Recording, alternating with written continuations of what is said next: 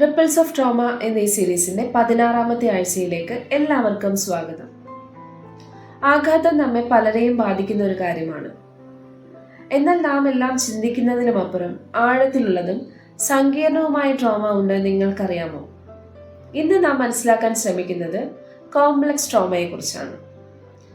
Complex traumas ഉണ്ടാവുന്നത് നിരന്തരമായ ദീർഘനാൾ നീണ്ടു നിൽക്കുന്ന വേദനാജനകമായ സംഭവങ്ങളിൽ നിന്നാണ്.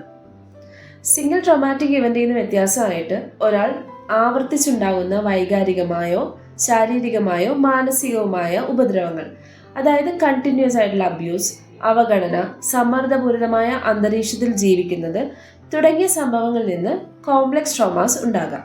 ഇത്തരത്തിലുള്ള ആഘാതം നാം അനുഭവിക്കുമ്പോൾ നമ്മളുടെ ശരീരവും തലച്ചോറും സമ്മർദ്ദത്തിൻ്റെതായ ഒരു ലൂപ്പിൽ കുടുങ്ങിപ്പോകുന്നു. സാവധാനം ഇമോഷൻ റെഗുലേഷന് ബുദ്ധിമുട്ട് വരിക, ട്രസ്റ്റ് ഇഷ്യൂസ് ഡെവലപ്പ് ചെയ്യുക, ലോ സെൽഫ് എസ്റ്റീം ആയി തീരുക, പിന്നെ റിയാലിറ്റിയിൽ നിന്നും നമ്മിൽ നിന്ന് തന്നെ ഒരു ഡിസ്കണക്ഷൻ ഫീൽ ചെയ്യുക എന്നീ അവസ്ഥകളിലേക്ക് ഒരു വ്യക്തിയെ കൊണ്ടെത്തിക്കുന്നു. കോംപ്ലക്സ് ട്രോമാസിനെ തിരിച്ചറിയുന്നത് വളരെ നിർണായകമായ ഒരു കാര്യമാണ്. കാരണം ഇതുണ്ടാക്കുന്ന ആഴമായ പ്രത്യാഘാതങ്ങൾ മനസ്സിലാക്കുന്നതിനും നമുക്ക് ഏറ്റവും ഫലപ്രദമായ ചികിത്സാരീതി തിരഞ്ഞെടുക്കുന്നതിനും അതുവഴി രോഗശാന്തി നേടുന്നതിനും ഇത് നമ്മെ സഹായിക്കുന്നു.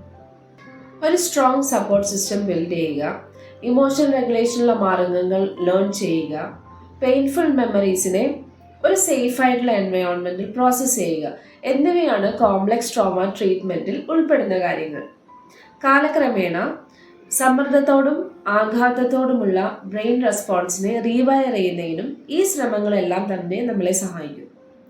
കോംപ്ലക്സ് ട്രോമയെ മനസ്സിലാക്കുന്നത് അത് അനുഭവിക്കുന്നവരെ സഹായിക്കുക മാത്രമല്ല, മറ്റുള്ളവരോട് അനുകമ്പയും പിന്തുണയും ഉള്ളവരായിരിക്കാൻ നമ്മെ സഹായിക്കുകയും ചെയ്യുന്നു.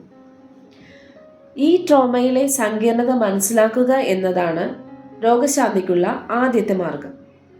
Thank you for joining us today. അടുത്ത ആഴ്ചയിൽ വിവിധ തെറാപ്പി മൊഡാലിറ്റീസ് എന്തൊക്കെയാണെന്ന് നമുക്ക് മനസ്സിലാക്കാൻ ശ്രമിക്കാം. Take care and see you next time.